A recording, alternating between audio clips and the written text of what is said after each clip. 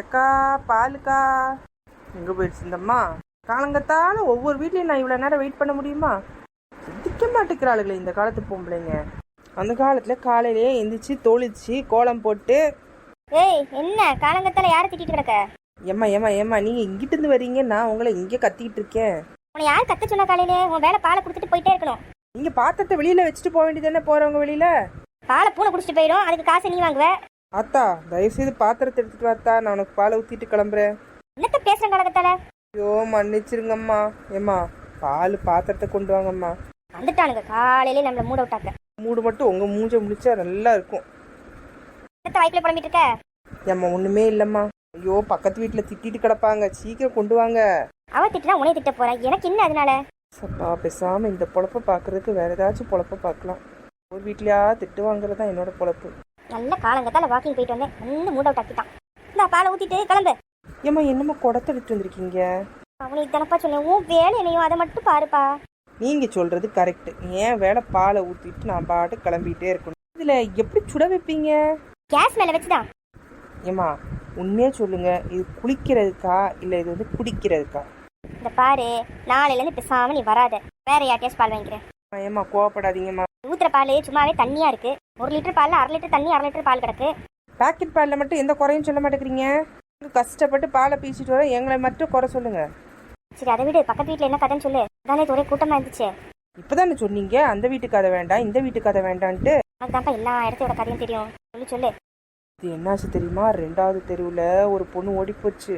3வது தெருவில் புருஷனுக்கும் பொண்டாட்டிக்கும் ஒரே சண்டை வந்து கடைசிக்கு போலீஸ் வந்துச்சு.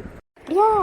பக்கத்து வீட்டில் பையன் ஓடி போய் கல்யாணம் பண்ணி மருமகளை கூட்டிட்டு வந்தான் நேத்து. அப்படியாக்கும்? மருமக நல்லா அழகா இருக்கலா? அது அவங்க மகன்கிட்ட தான் கேட்கணும்.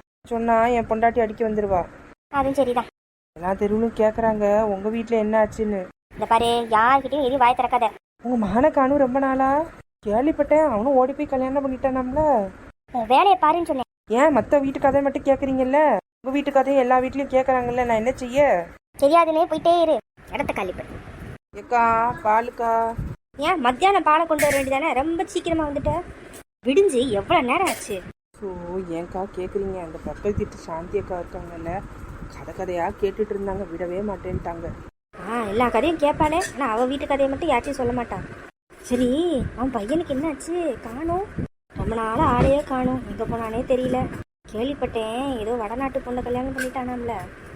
அக்கா நானும் அப்படிதான்க்கா கேள்விப்பட்டேன். அப்படிதான் பக்கத்து தெருவில் பேசிக்கிட்டாங்க. சொந்தக்காரங்க யாரோ சொன்னாங்களாம். சாந்தி அக்கா வாயவே திறக்க மாட்டேங்கிறாங்க. எல்லார் கதையும் கேட்பாப்பா. சரி வேற என்ன கதை வச்சிருக்க? அக்கா 2வது தெருவில் ஒரு பையன் ஓடி போயிட்டான். 3வது தெருவில் புருஷன் பொண்டாட்டி நைட்டெல்லாம் ஒரே சண்டை. போலீஸ் வந்து தான் 2 பேரையும் பிரிச்சுட்டு போச்சான். அப்படியா? இவ்வளோ நடந்திருக்கு. நான் நல்லா புரட்டை போட்டு தூங்கிட்டு கிடந்திருக்கேன். சரி, நீ இருக்க போய் ஏதோ எல்லா தெருவுலும் கதையை கேட்டுக்கிறேன். இப்படி ஒரு வீட்லையா கதையை கேளுங்க, அதுக்கப்புறம் திட்டுங்க. சரி இரு இரு இரு. பால் பாத்திரத்தோட வரமாட்டீங்க. எப்போ பார்த்தாலும் கதையெல்லாம் கேட்டுட்டு அதுக்கப்புறம் உள்ள போய் பால் பாத்திரத்தை எடுத்துட்டு வர்றதுக்கு ஒரு 1/2 மணி நேரம். இந்த பாரு, ரொம்ப பேசாத நீ. வந்தோமா பாலை ஊற்றணுமா போயிட்டே இருக்கணும். பாலை பாரு தண்ணியா இருக்கு. ஆடி தண்ணி நிறைய குடிச்சிச்சுக்கா. நானும் காசு கம்மியாக தான் தருவேன், சொல்லிட்டேன். கிளம்பு கிளம்பு. அடுத்த வீட்டில் போய் திட்டு வாங்கணும். அந்த உட்காந்து எல்லாரும் நல்லா கதையை கேளுங்க. நீ எதுக்கு சொல்ற? எனக்கு தெரியாதுன்னு சொல்லிட்டு போயிட்டே இருக்க வேண்டியதானே?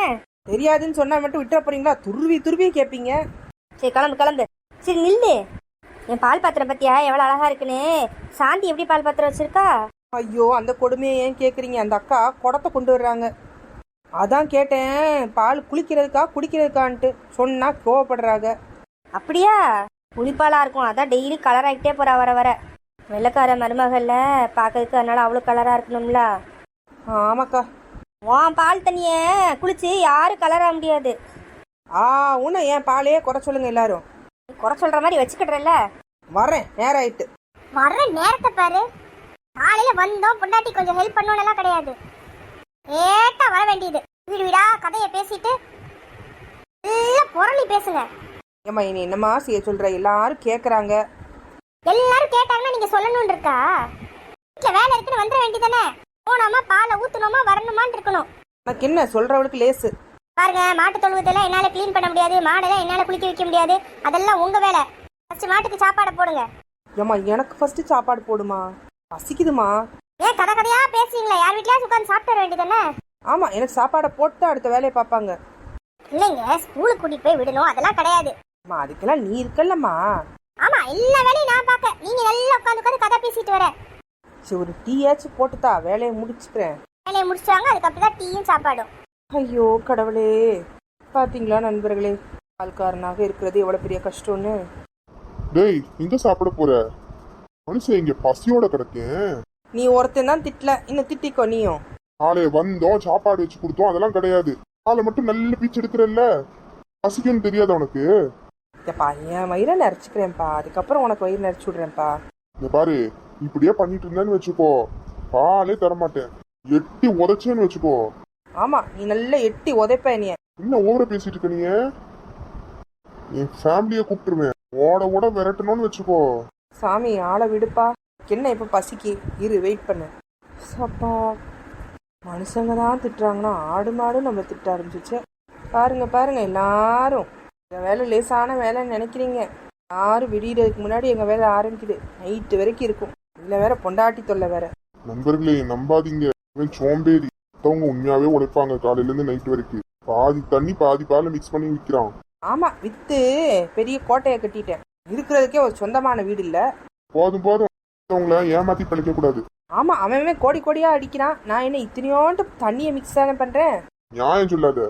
ஃப்ரெண்ட்ஸ், லைக் பண்ணுங்க, ஷேர் பண்ணுங்க, கமெண்ட் பண்ணுங்க, மறக்காம சப்ஸ்கிரைப் பண்ணிருங்க.